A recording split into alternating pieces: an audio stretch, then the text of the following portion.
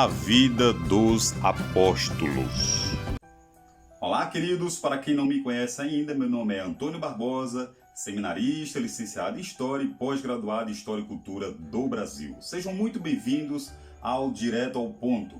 Estamos iniciando, a partir de agora, uma série sobre a vida dos apóstolos, ou, primeiramente conhecido como os discípulos de Jesus. Quem foram, como viveram, os principais fatos de suas histórias e como eles morreram. Para isto, eu quero lhe desejar as boas-vindas ao Direto ao Ponto. Para você que ainda não é inscrito neste canal, quero lhe comunicar que traremos toda semana a história de um dos apóstolos de Jesus, contando assim a sua biografia. Para isto, eu te convido a nos acompanhar para que possamos aprendermos juntos, uns com os outros, eu com você, você comigo.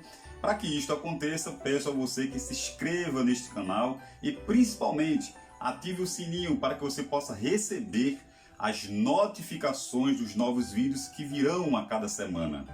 Queridos, para falarmos sobre os apóstolos de Jesus, nada mais justo do que falar da grande comissão que está registrada inicialmente no livro de Mateus, capítulo 4, do versículo 18 ao 20, quando Jesus convoca alguns discípulos, entre eles um dos mais conhecidos, que é o apóstolo Pedro. Homens simples, pescadores, sem muita intelectualidade, porém estavam sendo convocados a participarem durante 3 anos do maior seminário do mundo, que era o aprendizado junto aos pés do maior mestre que o mundo já conheceu, o maior mestre e maior líder, Jesus de Nazaré. Entre os primeiros convocados havia um que era conhecido por vários nomes: Cefas, Simão, Simeão ou Pedro, codinome mais conhecido no cristianismo e também entre o povo cristão e evangélico. Pedro, também conhecido como Simão, tinha um irmão chamado André, que fora também um dos discípulos de Jesus. O nome do seu pai se chamava Jonas, conforme Mateus capítulo 4, versículo 22, e João capítulo 1, versículo 42, que provavelmente também fora pescador. A Bíblia também dá indícios de que Pedro fora casado, pois no livro de Mateus, capítulo 8, versículo 14, e também Marcos capítulo 1, versículo 30, a Bíblia registra que Jesus curou a sogra de Pedro. Dentre todos os apóstolos de Jesus, primeiramente conhecido como os seus discípulos, entre os 12, haviam 3 que eram mais chegados ao mestre, estavam mais próximos a ele. Entre eles estava Pedro, Tiago e João. Durante a vida terrena de Jesus, nos 3 primeiros anos, os seus discípulos o acompanharam naquele discipulado ou naquele seminário. E neste período, houveram alguns fatos marcantes na vida de Pedro junto a Jesus. O primeiro ponto foi justamente no momento em que ele pediu para ir ao encontro de Jesus andando sobre as águas. E ele afunda, e Jesus o levanta e diz: homem de pouca fé, por que caíste?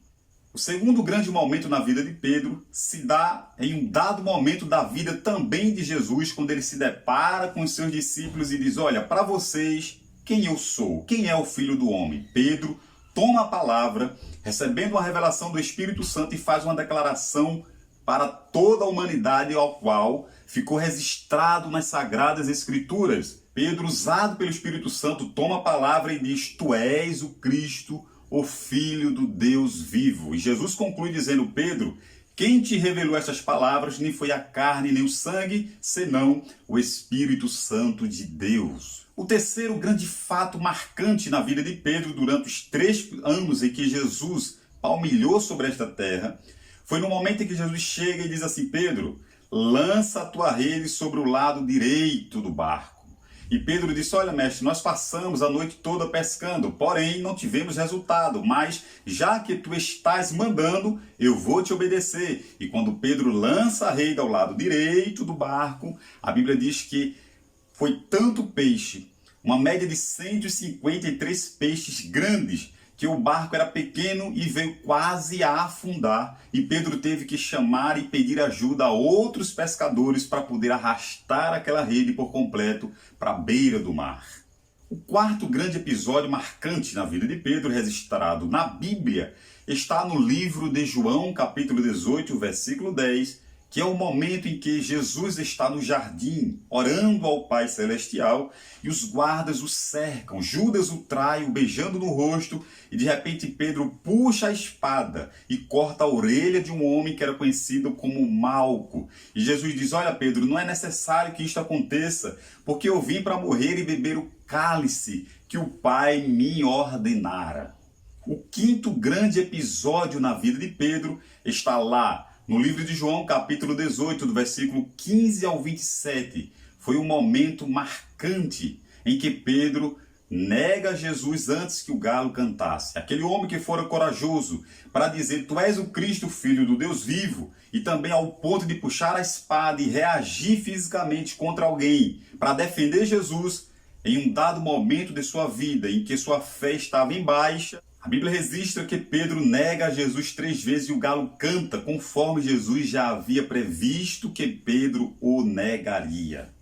Após este momento, a Bíblia mostra que Jesus foi crucificado na cruz do Calvário. Depois de crucificado, passaram-se 3 dias e 3 noites e Jesus ressuscita. E quando Jesus ressuscita, ele diz a algumas mulheres para quem ele aparece: olha, comunica aos discípulos que eu ressuscitei, e também a Pedro. Pedro foi um ponto ali lembrado por Jesus porque havia algo pessoal a tratar com ele.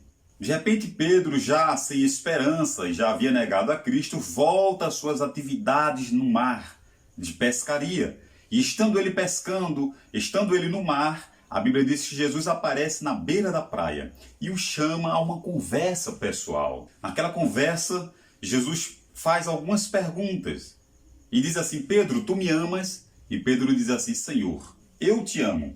Quando ele diz Senhor, eu te amo, aí vem a primeira sentença, ou a primeira contra-resposta de Jesus, quando diz assim: apacenta os meus cordeirinhos. E ele faz novamente a mesma pergunta: Pedro, tu me amas? E Pedro responde a segunda vez: Senhor, eu te amo. E Jesus dá uma contra-resposta pela segunda vez e já não diz: toma conta dos meus cordeirinhos. Agora ele já diz: apacenta as minhas ovelhas. Pela terceira vez o mestre treplica, melhor dizendo, aquela pergunta, dizendo assim: Pedro, tu me amas realmente? E Pedro, em uma tréplica de resposta, diz assim: Senhor, tu sabes que eu te amo. E aí vem a sentença final, ou a contra-resposta final de Jesus, quando ele diz: Pedro, apacenta as minhas ovelhas. Percebo que agora tu estás pronto, tu és um homem arrependido. E por estares arrependido, apacenta as minhas ovelhas. Tu estás pronto para pastorear o meu rebanho.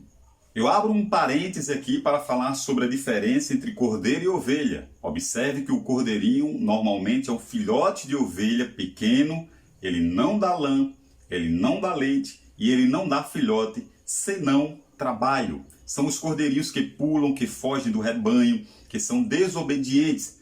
Logo, Jesus chama Pedro a essa responsabilidade e diz assim: olha, tu és o homem que eu preciso para tomar conta das ovelhas, mas em primeiro lugar também tomar conta dos cordeirinhos. São aqueles que dão mais trabalho. Então tu és o homem convocado para também cuidar destes.